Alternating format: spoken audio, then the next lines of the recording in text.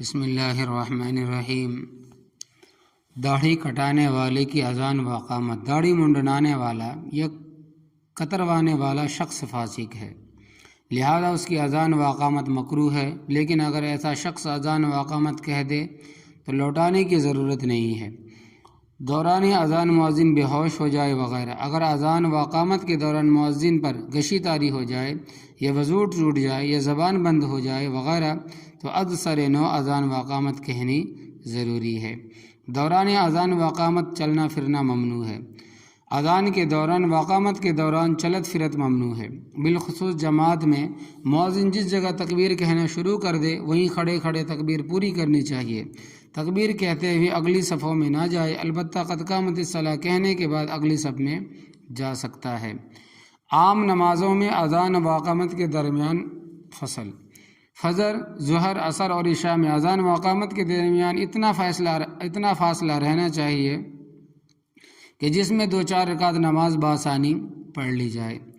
مغرب کی اذان و اقامت میں کتنی تاخیر کی جائے؟ مغرب کی اذان اور اقامت میں اتنی تاخیر کرنی چاہیے جس میں 3 چھوٹی آیتیں یا 1 لمبی آیت پڑھی جا سکے۔ تاہم رمضان میں نمازیوں کی رعایت کی وجہ سے اگر مغرب کی اذان اور جماعت میں 10-15 منٹ کا بقدر ضرورت فصل کر دیا جائے، دیر کر دیا جائے تو اس میں کوئی حرج نہیں ہے۔ جمعے کی دوسری اذان مسجد کے باہر دی جائے یا اندر؟ جمعے کی دوسری اذان خطیب کے سامنے مسجد کے اندر دینا مسنون ہے، اور یہ اذان مسجد کی حدود سے باہر دینا امت کے متوارث عمل کے خلاف ہے۔ بیک وقت کئی اذانوں کا جواب کس طرح دیا جائے؟ اگر کسی نماز کے وقت کئی مسجدوں سے ایک ساتھ اذان کی آواز آنے لگے تو ایسی صورت میں جس مسجد میں نماز پڑھنے کا ارادہ ہو اس مسجد کی اذان کا جواب دیا جائے۔ اذان پوری ہونے کے بعد ایک ساتھ جواب دینا۔ اگر کوئی شخص ایسا کرے کہ اذان سن کر شروع میں خاموش رہے اور جب مؤذن پوری اذان دے چکے تو یہ ایک ساتھ سب کلمات دہرائے تو ایسے شخص کو بھی جواب کی سنت حاصل ہوگی، یعنی ثواب اس کو بھی ملے گا۔ الصلاۃ خیر من النوم کا جواب۔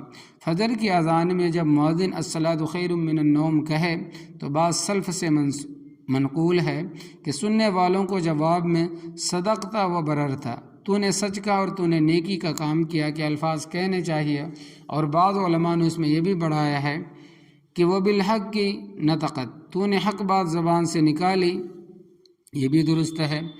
آثنائے تلاوت اذان شروع ہو جائے تو کیا کرے؟ اگر اذان کے وقت مسجد میں تلاوت کر رہا ہے تو تلاوت جاری رکھنے کی اجازت ہے، اذان کا جواب دینا اس پر لازم نہیں، البتہ مستحب ہے۔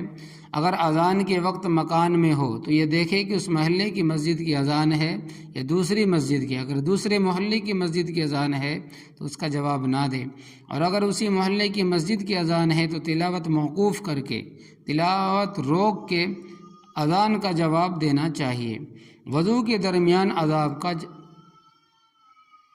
درمیان اذان کا جواب دینا کیسا ہے؟ انشاءاللہ تبارک و تعالی کل کے مسئلے میں آئے گا۔